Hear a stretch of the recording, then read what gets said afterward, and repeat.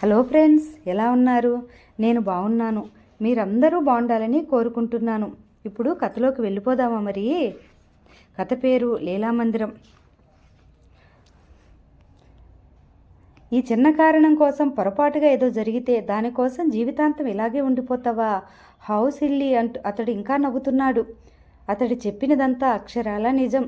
High society వాళ్ళు, కింది తరగతి వాళ్ళు ఎవరూ విలువ ఇవ్వని వీటి కోసం తమలాంటి మధ్యతరగతి వాళ్ళు ఎందుకు విలువ ఇవ్వాలి?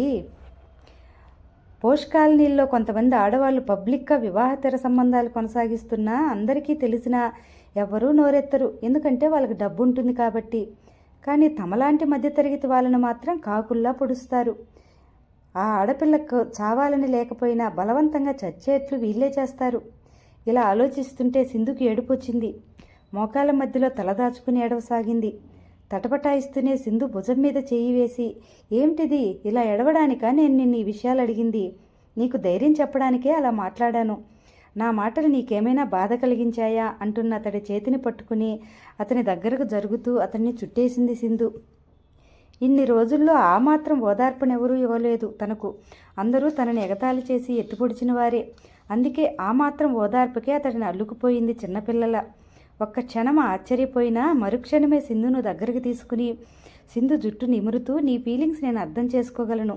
ప్రతి మనిషికి ఎప్పుడో ఒకప్పుడు ఎవరిదైనా ఒకరి ఓదార్పు కావాలనిపిస్తుంది. నీకేం భయం లేదు, నీకు నేనున్నాను. బాస్గా మాత్రమే కాక ఒక స్నేహితుడిగా నీ జీవితాన్ని అందరూ ఈర్ష్యపీడేలా తీర్చిదిద్దుతాను. నిన్ను అందరూ గొప్పగా చూసే రోజు వస్తుందంటూ ఓదార్చాడు. తెలివి వచ్చిన దానిలా చుటుక్కున అతడిని విడిపించుకుని దూరంగా జరుగుతూ, ఐఎమ్ సారీ సార్ అంది.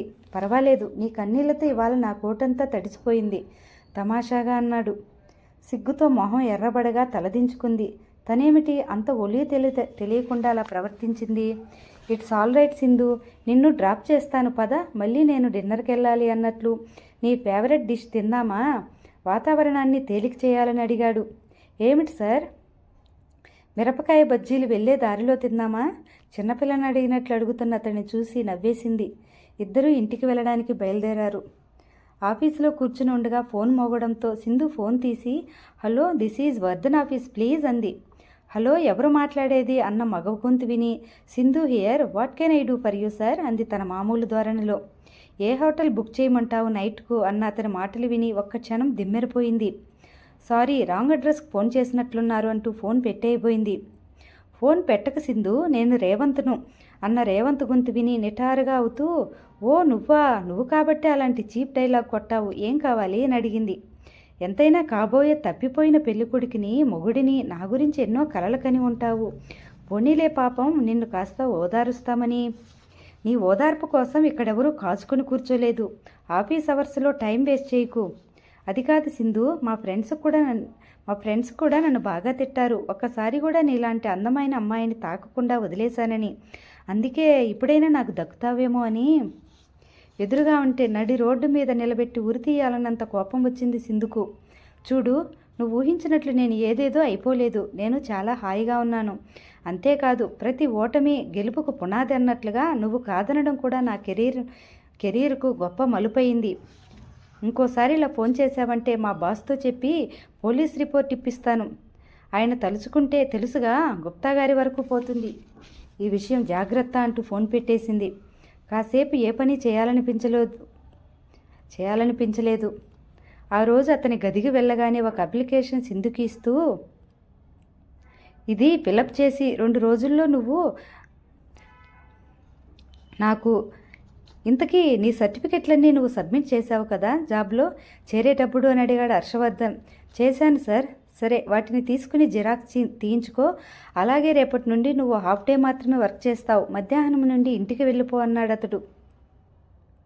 తను ఇంటి నుండి వచ్చేటప్పుడు ముఖ్యంగా సర్టిఫికెట్స్ తెచ్చుకుంది. తను చేసిన మంచి పని అదొక్కటే. ఎందుకో హాఫ్ డే తను ఎందుకు వెళ్ళిపోవాలి? ఎందుకు సార్ మధ్యాహ్నం వెళ్ళిపోవాలి? నిన్ను జాబ్లో నుండి తొలగిస్తున్నాను. ఆ మాటతో నెత్తిని పిడుగు పడినట్లయింది సింధుకు. తన చేతిలోని అప్లికేషన్ ఏమిటో కూడా చూడలేదు. తన ఉద్యోగం పోతుందా? హర్ష నెమ్మదిగా ఉన్నట్లే ఉండి హఠాత్తుగా తనకెంత ద్రోహం చేస్తాడా? ఆకాష్ లాంటి వాళ్ళకంటే ఇంకా ప్రమాదకరంగా తన బ్రతుకు తెరువు మీద దెబ్బ కొడుతున్నాడా? కళ్ళల్లో నీళ్లు తిరిగాయి.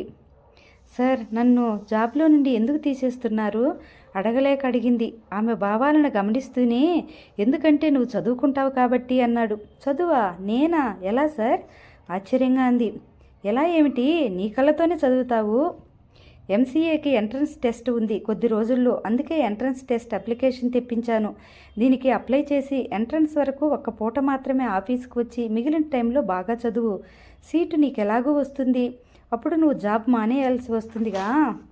సార్, నేను ఎంసీఏ చదవడం ఏమిటి? జాబ్ మానేస్తే నాకెలా జరుగుతుంది? నేను ఇప్పుడు చదివి ఏం చేయాలి? అలా అనకూడదు. నీకిప్పుడు ఏమంత వయసు మీరిపోయిందని. నీ వయసు అమ్మాయిలందరూ ఇంకా ఏవేవో కోర్సులు చేస్తూనే ఉన్నారు. నువ్వు కంప్యూటర్ చేసినా, బీటెక్ కంప్యూటర్స్ ఎంసీఏ వాళ్లకు స్టేట్స్లో బాగా ఛాన్సులు ఉన్నాయి. నువ్వు ఎంసీఏ పూర్తి చేసి నిన్ను స్టేట్స్కి పంపే ఏర్పాటు నేను చేస్తాను. నేను స్టేట్స్కి వెళ్ళటం ఏమిటి సార్? అసలు ఇదంతా ఎందుకు సార్? నాకు ఇక్కడ బాగానే గడిచిపోతుందిగా. అలా అనుకోకూడదు. జీవితంలో అవకాశాల కోసం మనం వెతుక్కుంటూ వెళ్ళాలి. ఇంతే చాలు అనుకుని అక్కడే ఉండిపోతే అభివృద్ధిని ఎలా సాధిస్తాం? నేను అలా అనుకుని ఉంటే ఇంత పొజిషన్కి ఎలా వస్తాను?